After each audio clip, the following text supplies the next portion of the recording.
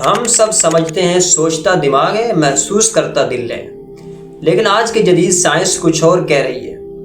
پہلے لوگوں کا عقیدہ تھا کہ احساسات دل میں ہوتے ہیں، پھر سائنس نے کہا کہ سب کچھ دماغ کے اندر ہے، مگر اب ریسرچ ایک حیرت انگیز حقیقت دکھا رہی ہے کہ دل بھی سوچتا ہے۔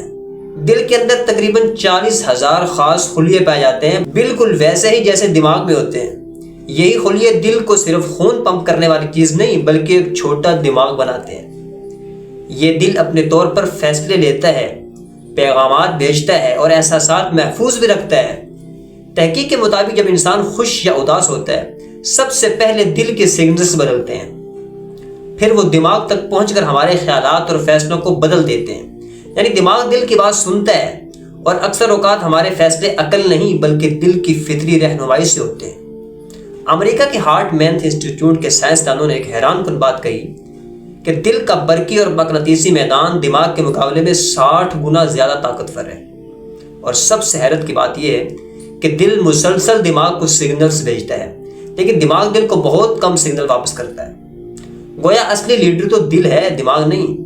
کچھ دل دہلا دینے والی مثالیں بھی ہیں۔ جب کچھ لوگوں کو دل کی پیوندکاری کی گئی تو انہوں نے بتایا کہ انہیں اپنے ڈونر کی یادیں پسند، ناپسند اور احساسات محسوس ہونے لگے۔ ایک عورت کو ایک موسیقار کا دل لگا اور وہ خود بھی موسیقی کی دیوانی بن گئی۔ یہ بات سن کر سائنسدان بھی سوچنے پر مجبور ہو گئے کہ کیا واقعی دل صرف جسم کا حصہ ہے یا انسان کی یادوں اور روح کا خزانہ بھی؟ سچ یہ ہے کہ ہمارا دل صرف دھڑکتا نہیں بلکہ سوچتا، محسوس کرتا اور رہنمائی بھی کرتا ہے، اور یہی بات انسان کو عام مخلوق سے خاص بناتی ہے۔ کبھی تم نے سوچا کہ دل اتنا خاص کیوں ہے؟ ہر چیز دماغ سوچتا ہے، لیکن فیصلہ اکثر دل سے ہوتا ہے۔ سائنس نے اب یہ مان لیا ہے کہ دل صرف خون نہیں پمپ کرتا بلکہ دماغ سے بات بھی کرتا ہے۔ جب ہم خوش ہوتے ہیں تو دل تیزی سے دھڑکتا ہے، جب ہم غصے میں ہوتے ہیں تو اس کی رفتار بدل جاتی ہے، اور یہ سگنل سیدھا دماغ تک جاتا ہے۔ اس لیے کہتے ہیں کہ جب دل ٹوٹتا ہے تو انسان صرف اداس نہیں ہوتا بلکہ کمزوری بھی محسوس کرتا ہے۔ تحقیق یہ بھی کہتی ہے کہ دل میں چھوٹے چھوٹے سوچنے والے خلیے ہوتے ہیں جو یاد رکھتے ہیں، محسوس کرتے ہیں اور جسم کو بتاتے ہیں کہ ابھی کیسا رویہ رکھنا ہے۔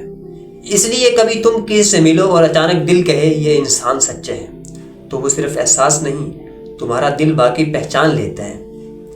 دل کی طاقت کا اندازہ لگاؤ۔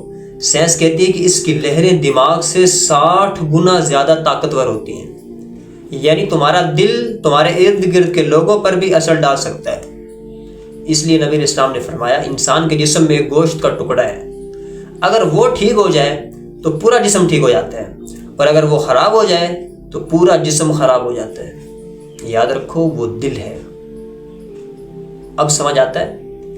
جب ہم محبت کرتے ہیں، دعا کرتے ہیں یا کسی کے لیے خیر مانگتے ہیں تو اصل کام دماغ نہیں دل کر رہا ہوتا ہے۔